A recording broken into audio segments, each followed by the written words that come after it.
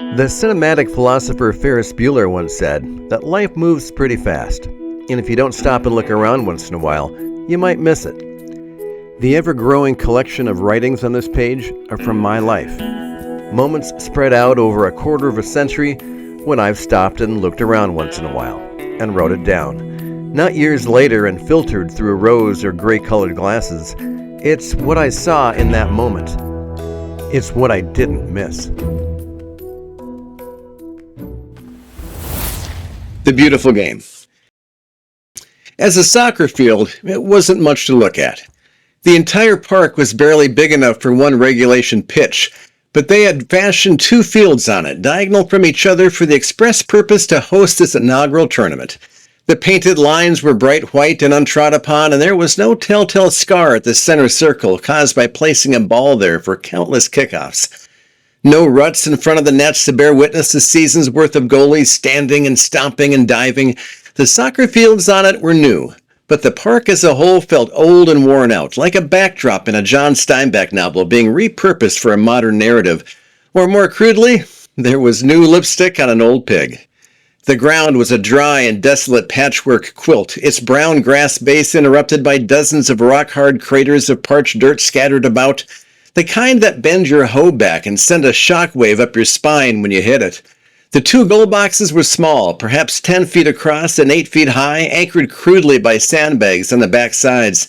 There were small goal boxes painted at the foot of each net, but no penalty box whatsoever to define exactly where a goalie was allowed to use her hands, and where a defensive foul would automatically result in a penalty kick. The penalty mark was also MIA. The center circle where I now stood was the correct shape, but approximately 1/5 the size of the regulation 10-yard diameter.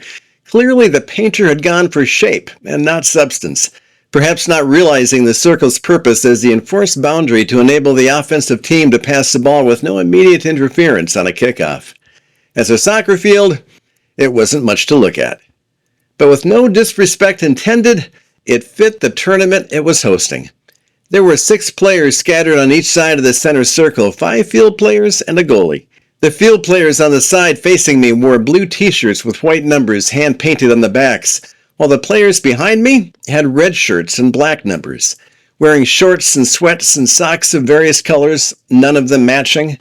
Some didn't have socks. Each goalie wore a blue penny over her shirt, one pacing back and forth just outside the goal in front of me while testing her pair of oversized gloves, bending and flexing her fingers over and over as if to make sure they'd stay on in the battle to come, with the others standing bare-knuckled and defiant in her net behind me. The tournament rules had suggested that players may wear shin guards and may wear cleats, so my pregame equipment check had been my quickest on record. It looked more like a pickup game than a tournament soccer game. The substitute players for each team stood, crowding the touchline to the left on either side of the midfield stripe, yelling and screaming at their teammates and rivals on the field, with the over-the-top passion of pro wrestlers dying to tap in and join the fray. With my crisp, bright yellow referee shirt with black stripes, with the current USSF badge and insignia in my right pocket, I was there to maintain control, enforce the rules, and as explained by the athletic director when I first arrived, to make sure the ball didn't get stolen in between games.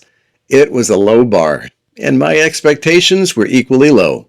Truth be told, I was there for the cash. That being said, I really like being a referee, getting paid good side gig money for running a few miles on lush green fields, usually, and surrounded by the type of athletic competition that I've been a part of my whole life. If basketball is my natural sport, the blood running through my veins, then soccer is my adopted sport, chosen more by my kids than by me, and turning me into a rec coach, then a travel coach, and then a referee. And I've come to love it as much as my kids, whom I coached at various levels for 17 years and then refed with each of them as well, from their middle school years and on through high school and some into their college years. And though I mainly ref without them now, the last ref standing in this family, I've had no desire to turn in my whistle. There are times when the action on the pitch is breathtaking, the competition fierce, and you find yourself feeling as much a part of the action as the athletes. As you run and backpedal and anticipate the next volley or counterattack in order to position yourself in the most advantageous spot to call a good game, while never being in the way of the action nor in the crosshairs of the screaming fans. I love the sport and the game within the game. The give and take on the big field hidden away from the fans and coaches. The intimacy and insight you gain as lines and levels of engagement are chosen, as some players meet challenges head on and others back away from pressure. As some execute their coach's strict black and white playbook, while others get creative, whether by design or not, on colorful canvases painted between bold white lines, as they each explore and learn the two-sided coin of risk versus reward, as one player grimaces and grunts and guts it out through the pain, while another flops and fakes and pleads for a bailout. And as adults on each sideline dance the dance between the joy of sport, the demands of competition, and some semblance of sportsmanship in between. Like a wise coach once said, sports doesn't necessarily develop character, but it does tend to reveal it. And sure, I've had my share of never-ending games with arrogant coaches and dirty players egged on by loudmouth fans, and I have stories that paint the dark picture of the dirty underside of youth sports. And yeah, on most days, the best you can hope for is a quiet, good game from a coach who saw you hustle on that sudden second-half breakaway when half his defense hadn't, and perhaps a quiet, knowing nod from a parent who'd heard you warning an opponent heading with clenched fists towards his kid, with a just loud enough, "I see you, play the ball," that kept the card in my pocket, the opponent in the game, and his kid on his feet. And the always appreciated peaceful walk to my car with extra cash in my bag. On the other days, when you're noticed only for the calls and non-calls that don't go everyone's ways, or the moments that admittedly acknowledge that you're as human as everyone else out there, you get the cash and hopefully nothing else. But at its best, it's a beautiful game, and I love being a part of it. Today, however, the game wasn't so beautiful. The games were between rival middle schools in a part of South Chicago known more for white flight and boarded-up businesses than volleys and headers. And I gotta say, stereotypes aside, these girls were tough. Most girls' soccer games at this age are about as violent as a game of hopscotch played on rubber mats, with so many I'm sorries for almost running into one another that you just want to yell at them to compete and hit somebody already. That advice wasn't needed on this field. Oh, some of these girls had skills, no doubt about it, but if there was a love of the game on this field, it was tough love. And if there was beauty, it was more gritty than pretty. In the first half of this first game of 3, I'd hustled after a breakaway and heard a roar from the sidelines and turned to see a blue player landing hard on her backside on the unforgiving ground, an angry look on her face, and a red player nearby regaining balance, looking pleased and poised for more, like my dog after she's treed a chirping squirrel. So it's going to be like this, is it? I'd sighed to myself, making a mental note to adjust my positioning for the rest of the game. With no assistant referees as second and third pairs of eyes on the sideline, I could no longer afford the luxury of running with the offense with my back to half the field. This would be more like a tackle football game from the rough and tumble days of my Dakota youth, when you needed your head on a swivel and a full understanding of where everyone was on the field, especially the ones who held grudges, in order to walk away intact. Nope, no beauty here. More than ever, I was here for the cash. It was the kind of game where it felt disingenuous to say the obligatory "good game" back to the teams on the post-game sideline. Now, standing at the midfield stripe, I placed the ball at the still scarless center of the circle and backpedaled a few steps away. "On my whistle," I yelled with my right arm high in the air, out of habit to a non-existent scoreboard operator. "It's blue kickoff." I glanced at my stopwatch and did the mental math. Half done with game number 1. 5 more halves and I can get out of here. I tapped the start button on my watch, waited for the confirmation of the seconds changing from zeros to 59, then blew my whistle once, hard, while signaling with my hand. My whistle still in my mouth, red number 12 steps over the tiny circle to interfere immediately with the blue player standing over the stationary ball. Tweet, my whistle again, shrill and demanding.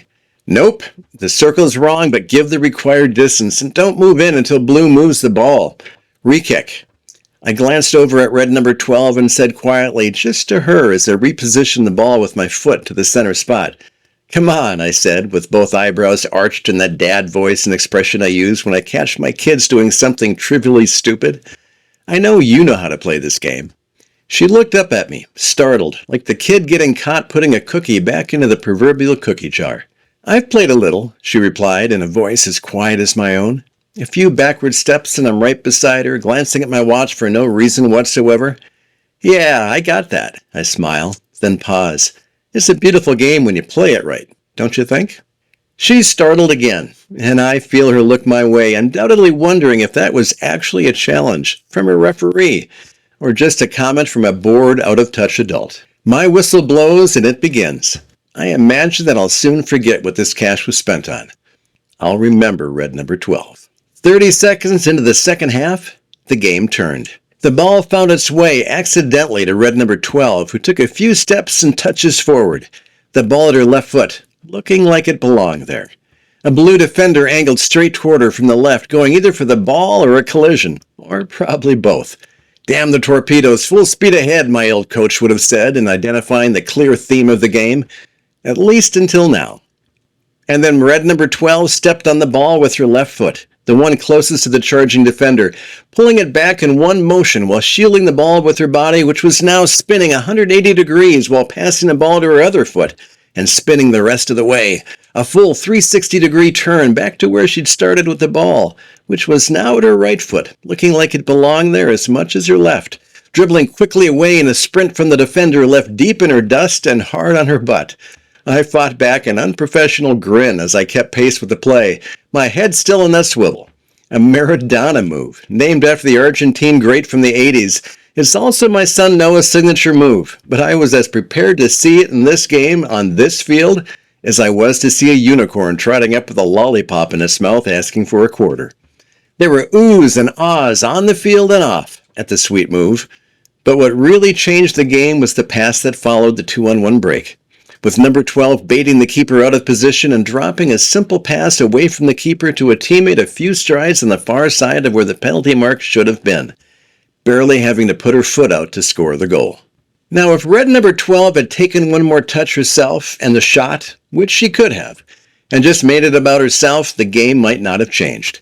But instead, after that next kickoff, a different game began to emerge on one side, with red number 12 barking out soccer instructions to teammates, some of whom clearly knew what they meant.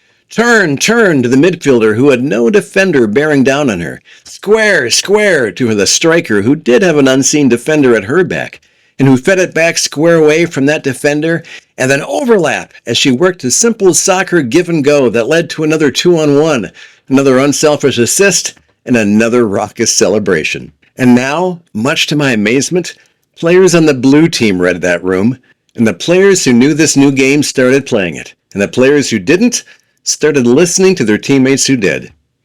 Have you ever heard the old joke about the fan who went to a prize fight and a hockey game broke out? Yeah, it was like that. I was refereeing a rivalry, and then suddenly a soccer game broke out. For the next 20-odd minutes, we broke in that old new field in the way it should have been, with bending runs leading up to yells of nice ball, with corner kicks competed for cleanly without me having to reach immediately for a yellow card or a first aid kit.